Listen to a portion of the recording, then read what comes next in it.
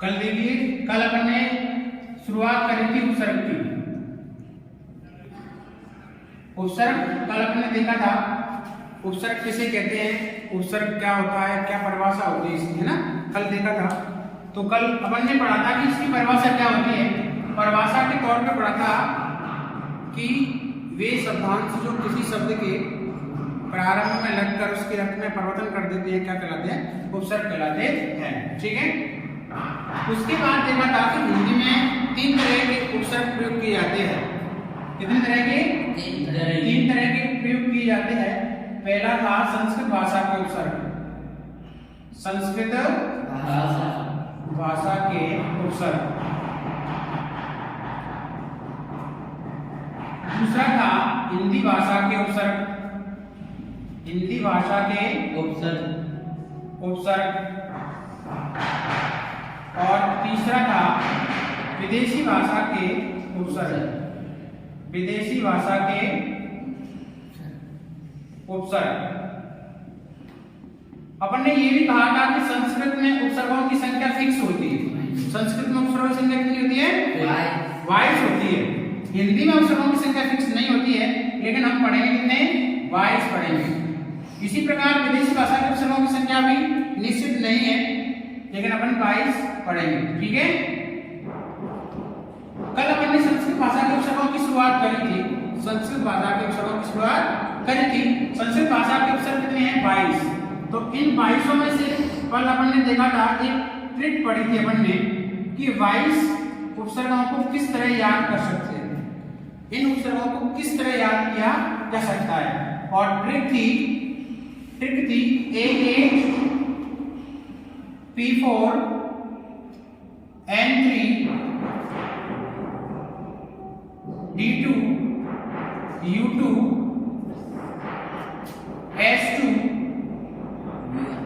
और V1। कितने हो गए? 8 4 12 3 13, 8 12 3 15, 15 2 17, 17 और 2 19 और 2 21 और 1 22। इसके बाद पढ़ा था अपन ने कि एक ही फैमिली में कौन कौन थे? 8 थे। और इसमें पहला था अति। कौन सा था? अति। दूसरा कौन सा था? अति। तीसरा था अति, अधि और अभि।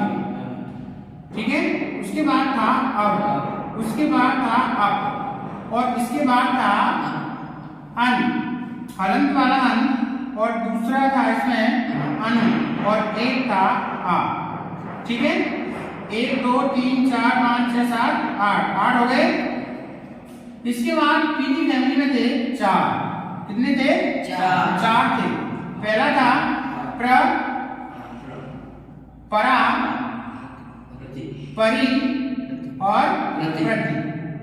तीसरा था N3, इसमें था नि, निर और निश। इसके बाद D2 में पहला था दुर और दुर। इसके बाद U की फैमिली में थे उत और उप। इसके बाद S की फैमिली में 2 थे, सु और सम। सम हलंत वाला, और एक था V1 का मतलब था वी। ये 22 उपसर्ग थे। ठीक है, इनमें से अपन ने कल पढ़ा था अति, अधि, अभि, अब, अन, अनु और आ। ठीक है, पढ़ा था हमने। अति का अर्थ मैंने आपको बताया था अधिक। अधिक का मतलब होता है अधिक और परे। अति का अधिक और परे।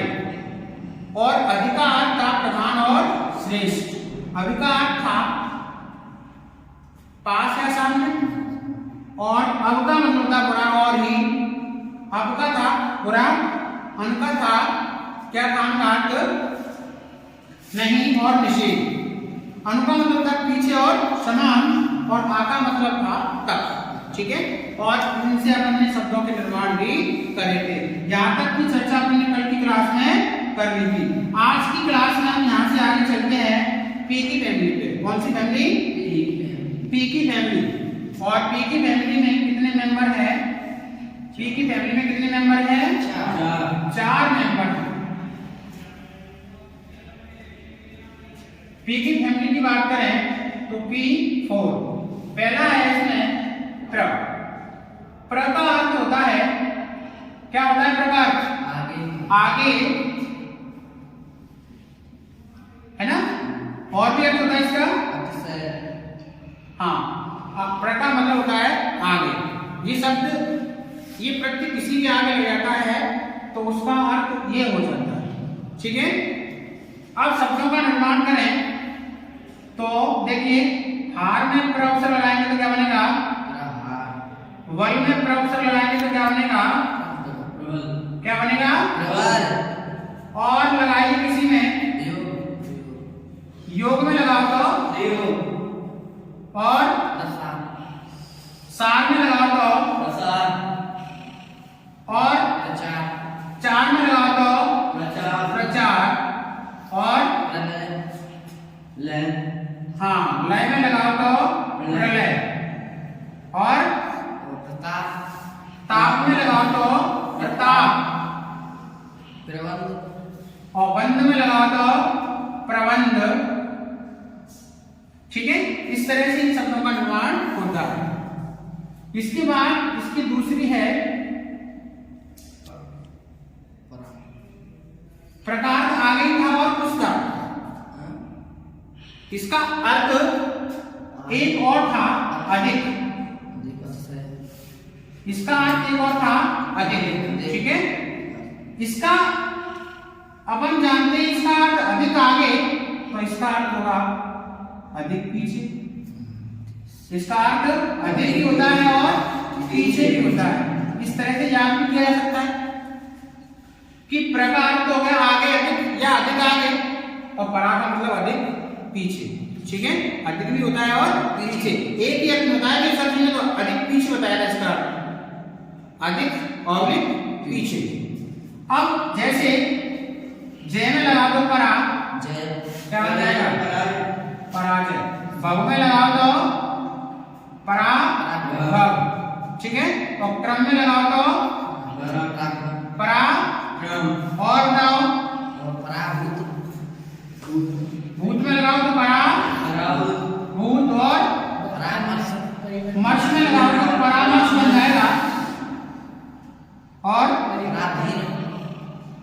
हाँ, पर प्लस अधीन नहीं होगा इसमें। पराधीन में तो, पराधीन में तो पर है, पर प्लस अधीन, पराधीन नहीं होगा। पराकाष्ठा हो जाएगा, काय का काय, पराकाष्ठा ठा, पराकाष्ठा होता है ना। इसके बाद पी की फैमिली में तीसरा मेंबर था प्र, परा और परि। प्र, परा और परि। परि का अर्थ होता है चारों, परि का अर्थ क्या होता है? चारों ओर। और शब्द निर्माण की बात करें, परि प्लस आवरण बनेगा पर्यावरण। अगर आपसे पूछा जाए बताओ पर्यावरण में कौन सा अक्षर है? प्र, परा, परि और प्रति। इस संधि विच्छेद से हुआ है, इसका क्या है? परि प्लस आवरण। परि प्लस आवरण बराबर क्या बनता है?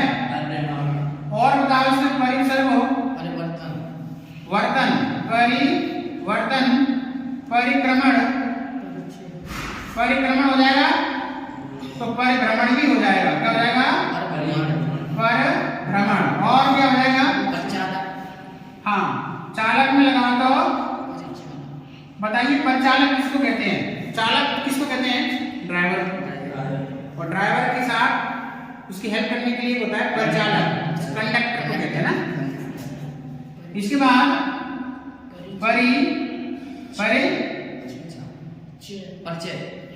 परिचय हो जाएगा। इस तरह ये हो गया। इसके बाद चौथा नंबर है इसमें प्र, परा, परि और प्रति। कौन सा? प्रति। प्रति का मतलब क्या होता है? प्रति का अर्थ क्या होता है? प्रति का अर्थ होता है प्रतीक। प्रति का अर्थ होता है प्रतीक, और विपरीत भी होता है। क्या होता है? विपरीत भी होता है। इसका जैसे प्रति उपसर्ग लगाना के बनाना है, शब्दों का अनुमान करना है, तो बताइए इसमें प्रति लगाओ। प्रत्यक्ष। हाँ, प्रति प्लस अक्ष बराबर प्रत्यक्ष। यण संधि के नियम से यहाँ प्रति प्लस संधि विच्छेद करेंगे तो संधि विच्छेद ये होगा इसका, प्रति प्लस अक्षी, प्रति प्लस अक्षी, आंखों के सामने है ना, ये अक्षी दिखाई नहीं देती है। और उसके बाद क्या, प्रतिहिंसा। हाँ, प्रतिहिंसा किसको कहते हैं, हिंसा के बदले जो हिंसा की जाती है उसे हिंसा कहते हैं। जैसे मान लीजिए मैंने किसी को अनावश्यक सताया, किसी पे अनावश्यक प्रहार किया, किसी से अनावश्यक बातें कही, मैंने उसको एक गाली दी, उसने लौट के मुझे 4 गाली दे दी।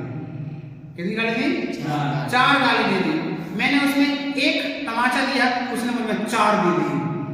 तो मैंने हिंसा करी, तो हिंसा का जवाब उसने प्रतिहिंसा में दिया, इसे क्या कहेंगे, प्रतिहिंसा। ठीक है, एक होता है कूल, और इसके उल्टा लगा दो तो क्या हो जाएगा, प्रतिकूल। प्रतिकूल, जैसे सर्दी का मौसम चल रहा है अभी, वो तो हमारे प्रतिकूल है। सर्दी का मौसम में कपड़े पहन लिए हमने गरम, तो क्या है, अनुकूल हो गया। अब इसकी उल्टी अपन ने गर्मी के कपड़े पहन लिए, क्या हो जाएगा, वो प्रतिकूल, टूट जाएंगे ना। हाँ ठीक है, प्रतिकूल।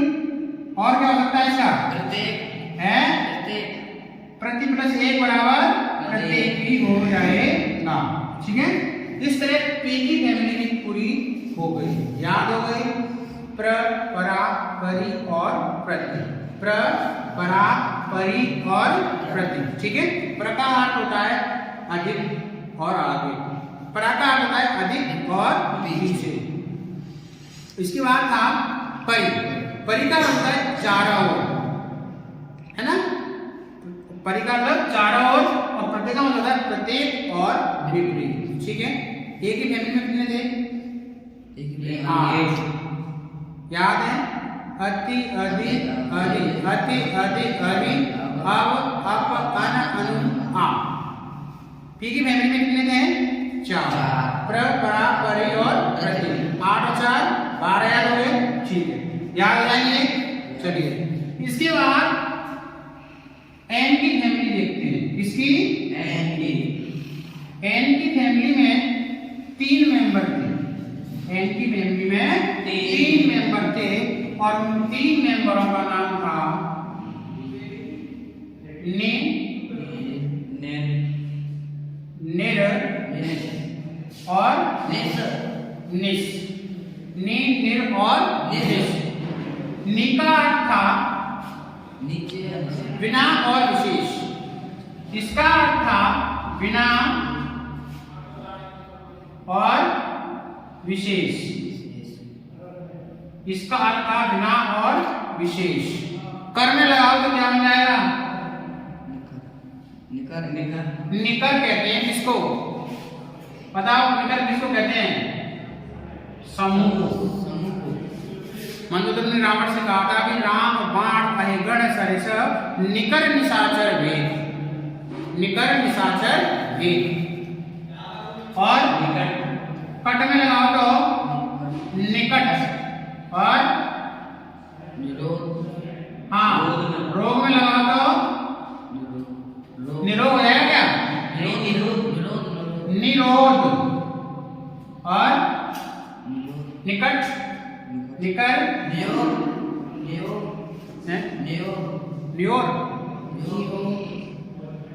नेह प्लस योग। और था इसके अलावा देखेंगे, निर का अर्थ होता है बिना और बाहर, क्या होता है, इसका अर्थ क्या होता है, बिना भी होता है और बाहर भी होता है। बताइए, गुण में लगाओ तो क्या बन जाएगा, क्या बन जाएगा, वल में लगाओ तो क्या बन जाएगा, क्या बन जाएगा, निर्बल। है दोष में लगाओ तो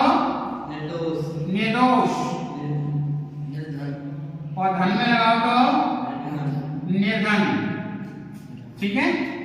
इसके बाद इसका अर्थ भी क्या होता है, बिना और बाहर। नि प्लस निस प्लस छह बराबर क्या बनेगा, क्या बन जाएगा, निश्चय। नेह प्लस सल निस प्लस सल बराबर क्या बन जाएगा, कैसे लिखते हैं निश्चल, कैसे लिखते हैं निश्चल, नहीं या फिर निश्चल ऐसे लिखते हैं। हाँ चलिए, और निस्ताफ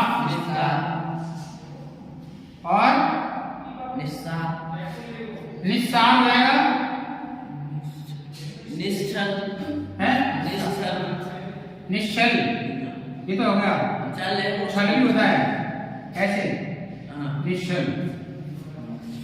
ये एम की फैमिली में कितने थे, 3 थे। पहला था नि, दूसरा था निर और तीसरा है निस। ठीक है, समझ में आ गया, नि निर और निस। अब तक हो गए थे ए की फैमिली में 8, टी की फैमिली में 4 और एन की फैमिली में 3।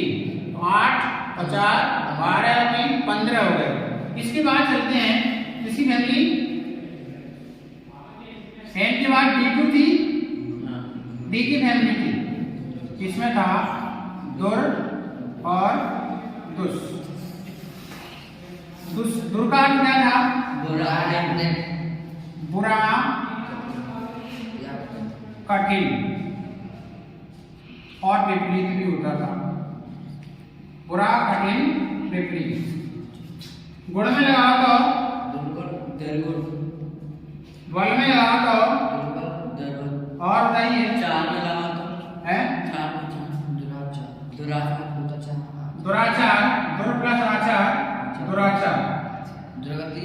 गति में लगाओ तो क्या बन जाएगी, दुर्गति। और जन में लगाओ तो दुर्जन। उपयोग में लगाओ तो दुरुपयोग।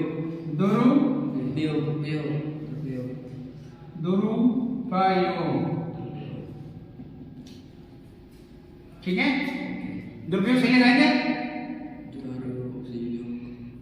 चलो, और दुष् का मतलब भी यही होता है, बुरा कठिन और विपरीत। बुरा कठिन और विपरीत शब्द क्या बनेंगे, दुष् प्लस साहस, साहस। दुष् प्लस शासन, कैसे लिखेंगे, दुशासन। और कर्म में लगाएंगे तो दुष् कर्म, और हाँ दुष् और चरित्र, कैसे लिखते हैं, दुष्चरित्र ऐसे। चलिए, ये किसकी फैमिली हो गई, डी की फैमिली। डी की फैमिली में कौन है, दुर और दुष। दुर का अर्थ है बुरा कठिन विपरीत, और दुष का अर्थ भी है बुरा कठिन और विपरीत। 15 और 2 17 हो गए। इसके बाद चलते हैं अपन किस पे, इसके बाद चलते हैं किस पे, S2 एस की फैमिली। एस की फैमिली में कितने मेंबर है, 2। एस की फैमिली में कितने मेंबर है, 2। पहला है सु और दूसरा है सम। सु का अर्थ होता है अच्छा और सरल। सु का अर्थ अच्छा भी होता है और सरल भी होता है। सु प्लस आगत बराबर स्वागत।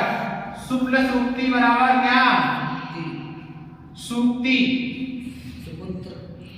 सूक्ति जानते हो, सूक्ति का अर्थ क्या होगा, सु प्लस उक्ति। सु माने अच्छी, उक्ति कहते हैं कथन, अच्छी बात को कहते हैं सूक्ति। संस्कृत में आपने सूक्ति सुनी होगी, बहुत सारे सूक्ति होती है। सूक्ति नहीं होती है, सूक्ति। छोटा उ प्लस छोटा उ के बराबर बड़ा हो जाता है दीर्घ संधि के नियम से। और बताओ, सु प्लस अल्प बन जाएगा, सॉल्व बन जाएगा,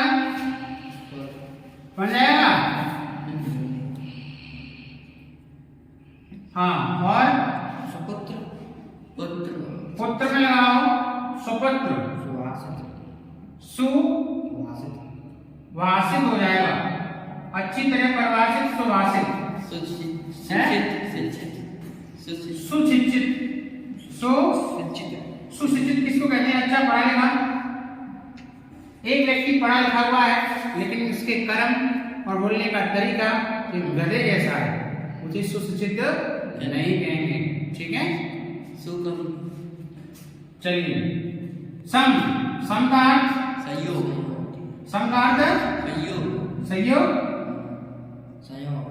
संयोग और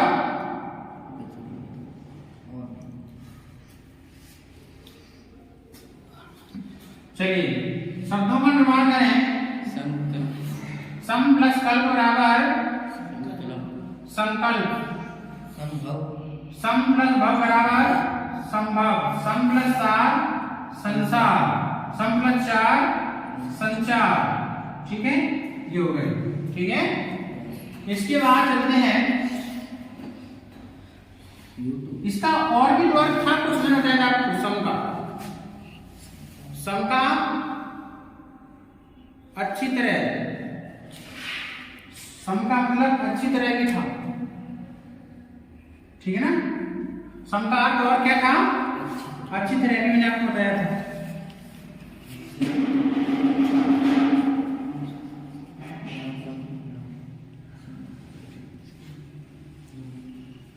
ठीक है, चलिए सु और सम एस की फैमिली में कितने हो गए?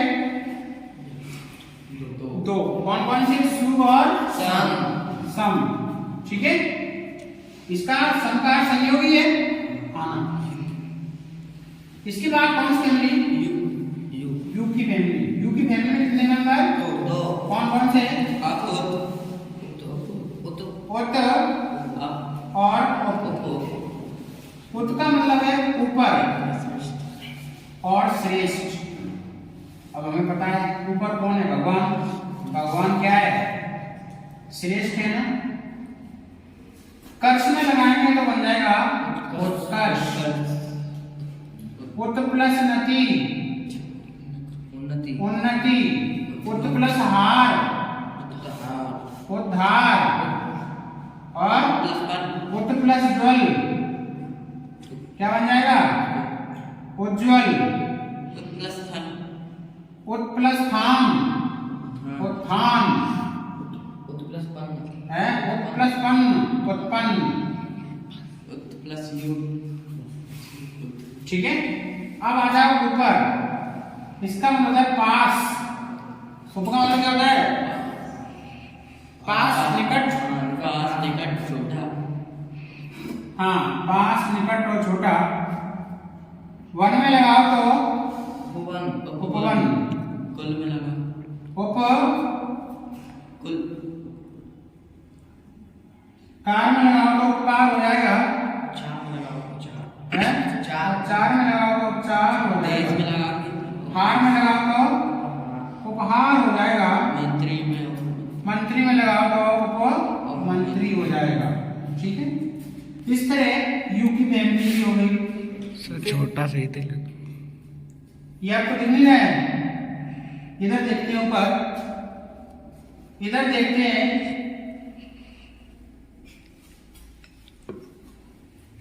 एक क्या नाम है? यू की फैमिली। मैं यहाँ लिख देता हूँ, इसको दिखाई दे रहा है।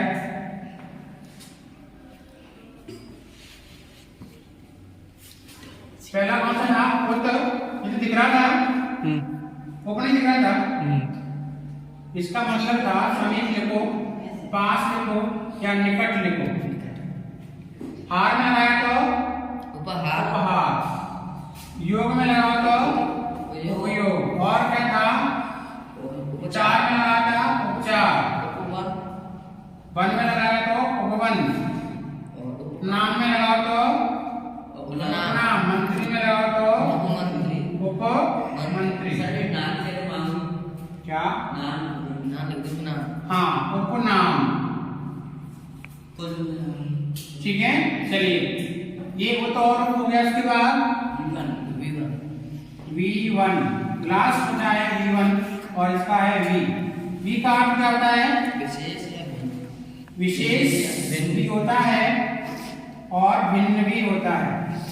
विशेष भी होता है और भिन्न भी होता है। भिन्न का मतलब अलग। जैसे शेष में लगाओ तो विशेष, हार में लगाओ तो विहार, और कार में लगाओ तो विकार। विकार जानते हो? परिवर्तन। विकार जानते हो? जानते हो विकार? नहीं जानते? मैं बताऊं? अभी आप बैठे हो यहाँ और मैंने आपको खींच के तमाचा मारा, आप कुत्ते की तरफ लगने में है ना? तो ये क्या हो जाएगा? विकार, परिवर्तन हो जाएगा। पहले अच्छे खासे बैठे थे, वहां के बाद तमाचा मारने के बाद बैंक में लगे, है ना? चलिए, ये हो गया विशेष, विहार, विकार, ठीक है। और वार में लगाओ तो विवाद हो जाएगा, ठीक है। ओके।